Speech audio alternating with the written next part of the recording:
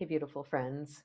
So, today I wanted to make a video for those of you who are like myself, who are the child of divorced parents. So, a product of divorce is the phrase that I heard. So, whether you are or aren't, you can stick around, obviously, your choice. But this is really more geared to individuals who have experienced a good chunk of their life with two entirely separate families. And I've been leaning into this more and more in my my later years in life. My parents got divorced when I was right around 3 years old, so all that I can remember of my life, I should say, my parents have been separated. And lately, I've been finding these interesting, nuanced spaces, especially around holidays and particular types of significant events where my life was never normal.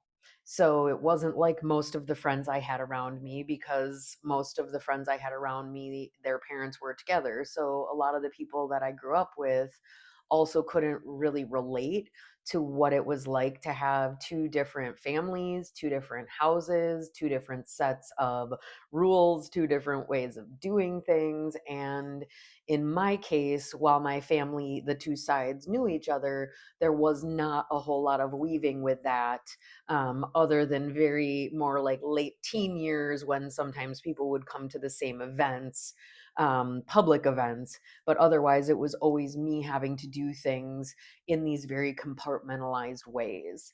And that really lends itself to a lot of dynamic challenges throughout life, because I get to this point now where it's like I have two separate families that don't really know the depths of each other, and some parts of my family that never even engaged with some of the other people that are really important to me.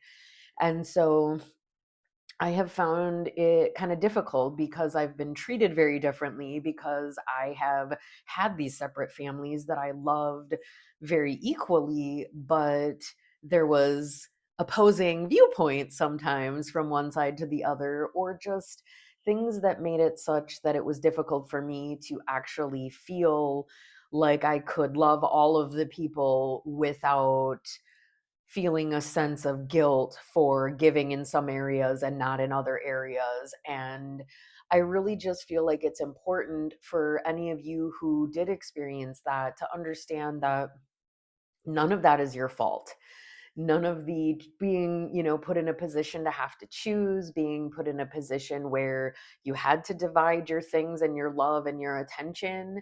And I think so often I have found kind of a lack of understanding, or just a lack of awareness, that people who didn't grow up that way, they don't really know all of those nuances and struggles that come with that, that can translate into how we relate to our family, and how we divide our time and our energy amongst that. And I have experienced quite a bit of judgment from people over the years about my choices within that space, and I am stepping into a new place of really being able to speak more openly, because I think that so often we're going through these struggles in relation to our family and how to have the healthiest, most nurturing, aligned relationships with family. But that can come with so many moving pieces. And if we are ever made to believe that, we should love someone less or more because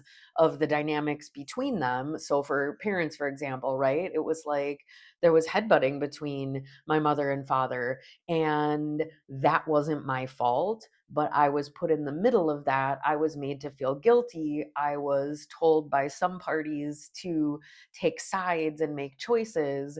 And then I was judged for that. And then that continued to, unfold throughout the rest of my life. And I really, frankly, don't think that's fair. And it's not something that kids, as products of divorce, have any flipping control over.